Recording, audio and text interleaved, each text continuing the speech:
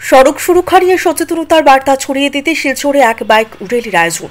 কয়েদি free soul bike rider সংস্থার উদ্যোগে বাইক র্যালির আয়োজন করা হয়। র্যালির সূচনা করেন শিলচর লোকসভা আসনের বিজেপি প্রার্থী পরিমল শুক্লবৈদ্য। এদিন র্যালিটি শিলচরের বিভিন্ন সড়ক পরিক্রমা করে জেলা ক্রীড়া সংস্থার ময়দানে এসে শেষ হয়। পরে বিজেপি প্রার্থী পরিমল শুক্লবৈদ্য তার বক্তব্যে বলেছেন, গত নভেম্বর মাসে সড়ক সুরক্ষায় সচেতনতার বার্তা দিতে রাজ্যের মোট 126টি জায়গায় তিনি সচেতনতা সভা করেছেন। বাইকের মাধ্যমে চষে বেরিয়েছেন এই সব এলাকা, জনতার উদ্দেশ্যে সড়ক সুরক্ষার বার্তা দিয়েছেন। এই সময় তিনি বিভিন্ন সংস্থা সংগঠনকেও সড়ক সুরক্ষার বার্তা ছড়িয়ে দিতে এগিয়ে আসার আহ্বান জানান। আর এই আহ্বানের সাড়া দিয়েই এগিয়ে এসেছে কয়েদি ফ্রি সোল বাইক রাইডার্স সংস্থা। এদিন ফের একবার পরিমল শুক্লবৈদ্য বাইক চালানোর সময় হেলমেট পরা, সিট বেল্ট পরে গাড়ি চালানো, মদ্যপান না করে বাইক গাড়ি চালানো, গতি সবসময় নিয়ন্ত্রণে রাখা কেন ভীষণ জরুরি সেই সমস্ত কথা স্মরণ করিয়ে দিয়েছেন সকলকে। নভেম্বর মাসে সরকারের পক্ষ থেকে আমরা রোড সেফটি নিয়ে সমগ্র আসাম পরিভ্রমণ করেছি। 126টা সমষ্টিতে গিয়েছি পথ সুরক্ষার বার্তা নিয়ে।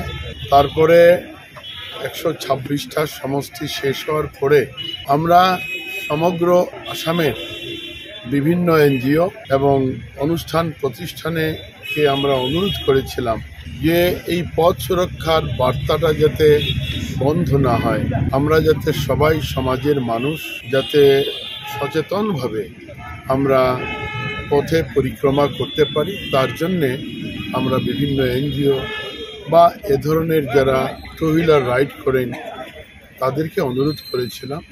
আর এই ক্ষেত্রে আমাদের শিলচরে কয়েদি রাইডার্স তারা আমাদেরকে অনেক দিন থেকেই বলছেন যে আপনি একদিন আমাদেরকে সঙ্গ দিন, তাহলে আমরা এবছরও একবার আপনাকে নিয়ে আমরা বেরোব।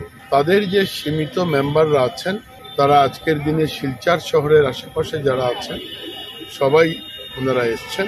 আর তারা যেহেতু আজকে আমাকে ডেকে আনলেন, আজকে আমাদের এই বার্তা নিয়ে আমরা শিলচর শহরের কিছু রাস্তা পরিক্রমা করব। নেতৃত্ব দেবেন এই রাইডার্স বন্ধুরাই, আমি তাদের সঙ্গে থাকব।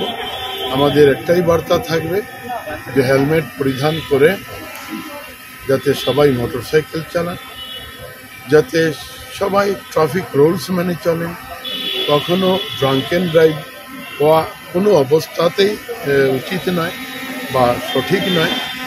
এভাবে যেগুলো আমাদের পথ সুরক্ষার ক্ষেত্রে অত্যন্ত প্রয়োজনীয় নির্দেশ ট্রান্সপোর্ট বিভাগ থেকে দেওয়া হয়েছে, সবগুলো যাতে সবাই মেনে চলে, তার জন্যে আমি আজকের দিনে তাদের সঙ্গ দেব।